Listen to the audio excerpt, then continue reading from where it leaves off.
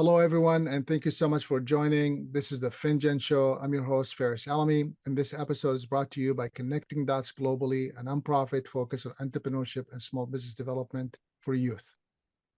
Welcome, everyone. Thank you. Saamer, thank you so much for joining us today. Thank you so much for having me. I really appreciate it, Faris.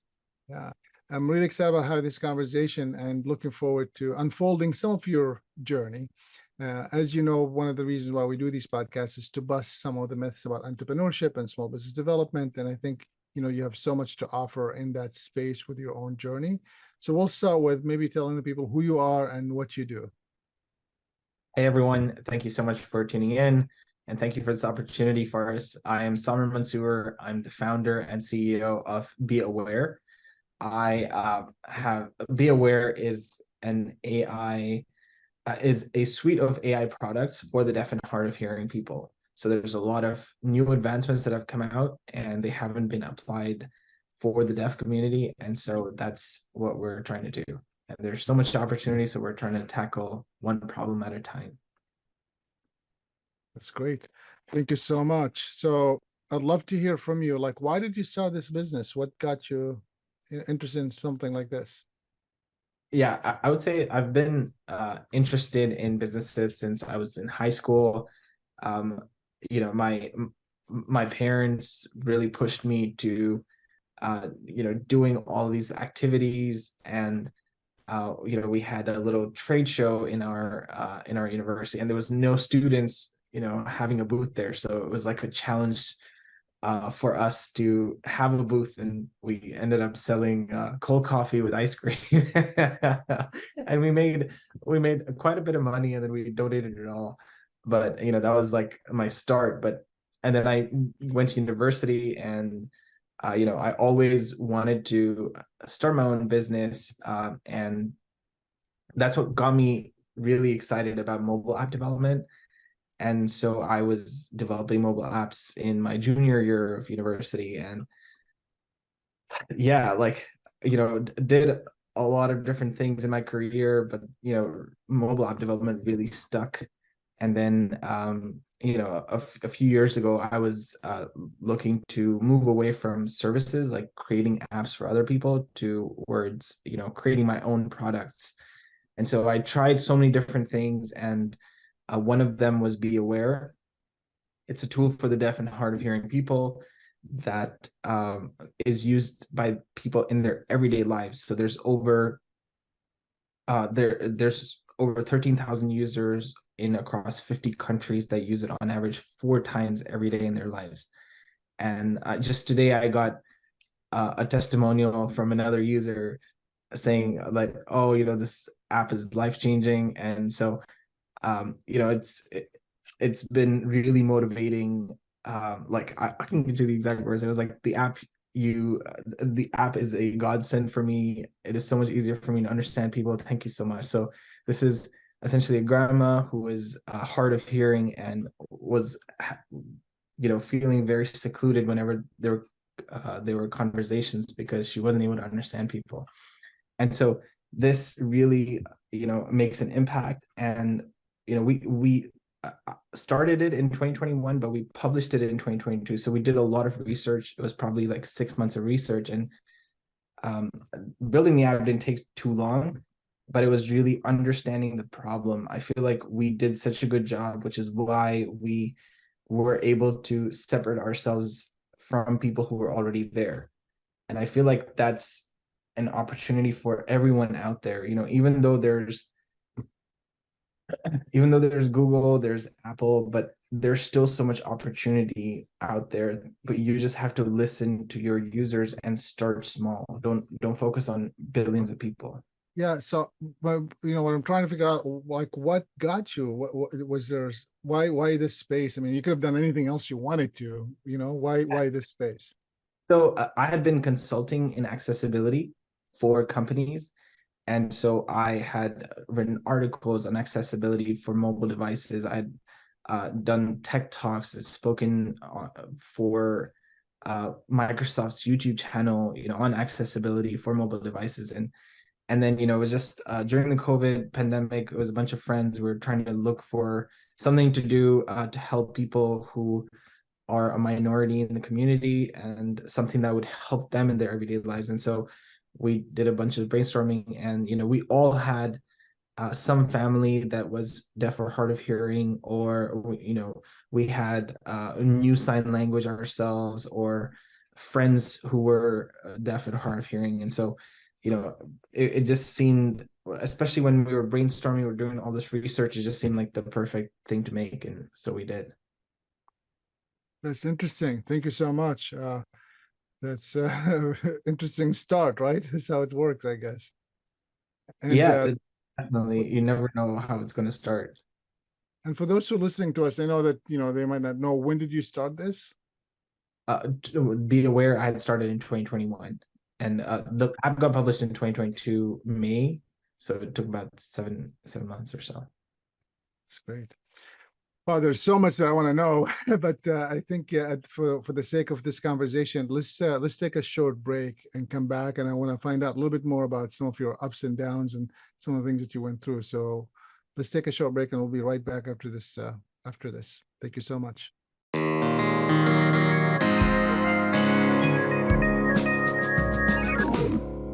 Back, everyone. Thank you so much for being with us. My name is Faris Alami. I'm your host. This is the Finjan Show, and today we have Saamer with us discussing his journey. Saamer, so maybe you could tell me, this journey that you take, and I'm sure there's ups and downs, and sometimes they're the same moments, and there might be more ups and more downs. I don't really care how many. I'm just looking for, maybe you could share with us one of your downs where you felt like the world is ending, and oh boy, do I better have a backup plan or not. Maybe you could share with us one of those moments where you felt that way. Yeah, we have those moments every single day. Like it's crazy, but the biggest one I would say is, as soon as we published the app, we got to 100 users, and then we plateaued over there, and we realized it was just basically our friends and family. And so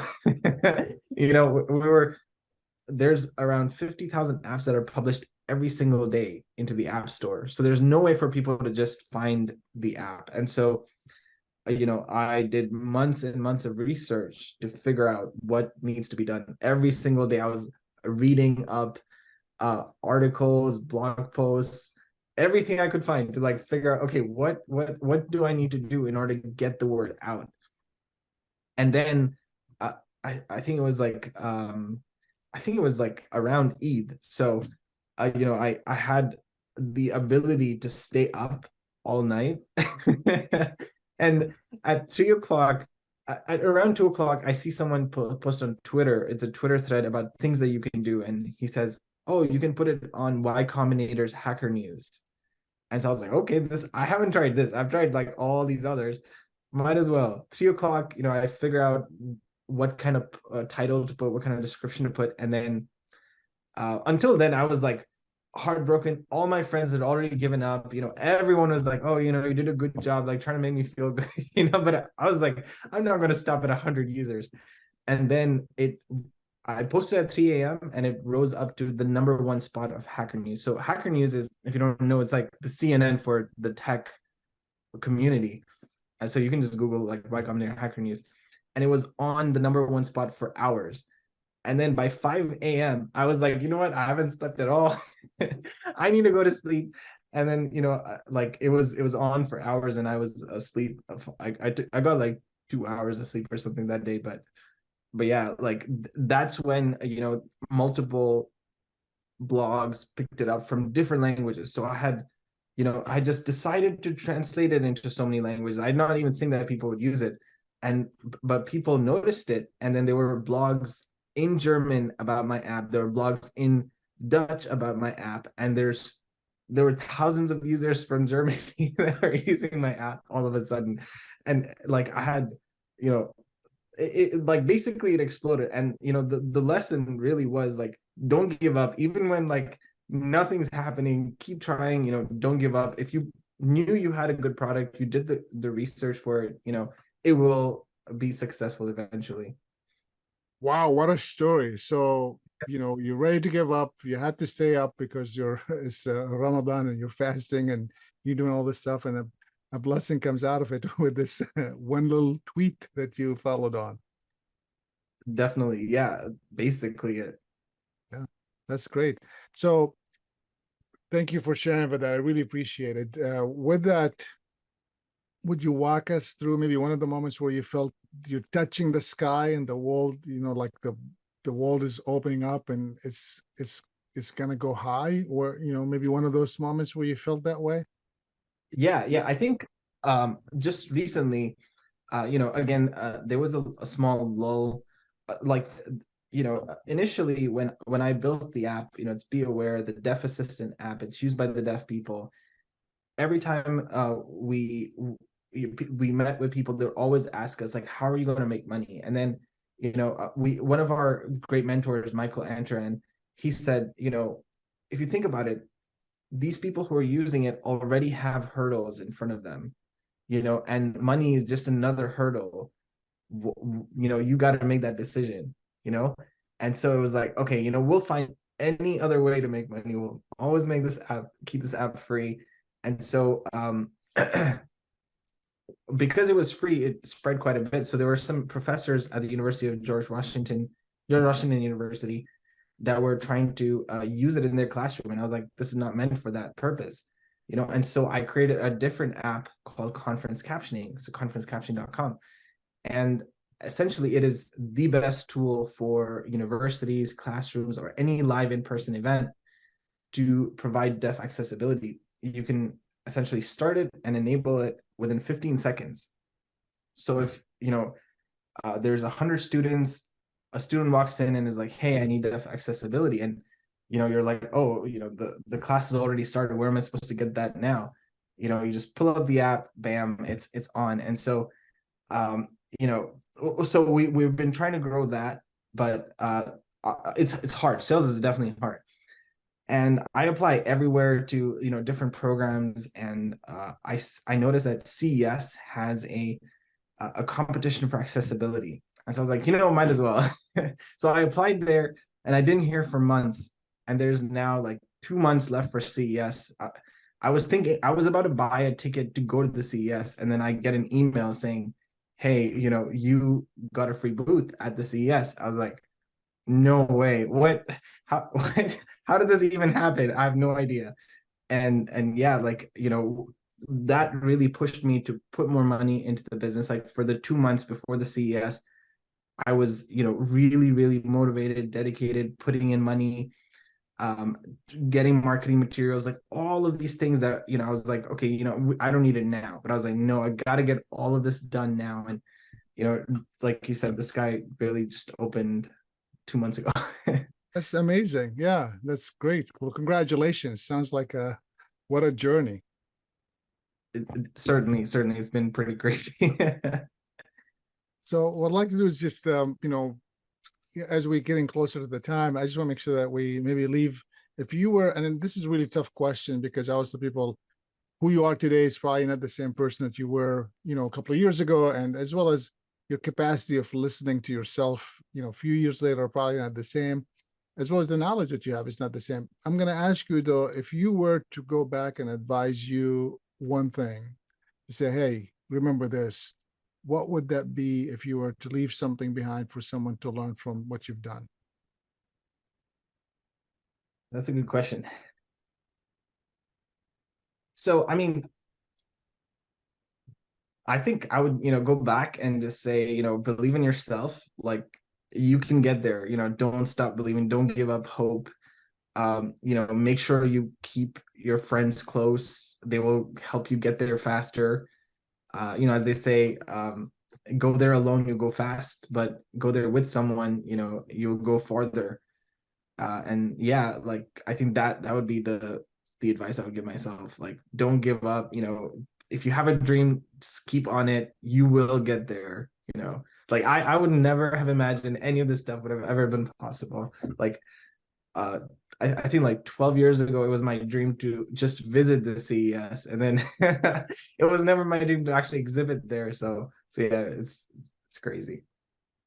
Well, congratulations. Sounds like so many good things though happened. Yeah, mashallah. Like all like none of this I feel super blessed. Obviously, none of this would have happened. A lot of these things are just like chances, that I've taken, and it's turned out to work in my favor. So like, yeah, I'm definitely very grateful. Well, thank you so much for making the time to be with us today and sharing your insights and being, as well as your ups and downs. And I want to thank for audiences for tuning in, and thank you for being with us. I'm your host, Faris Alami, and this is the Finjan Show. Till the next episode, thank you so much. Thank you. Have a nice day.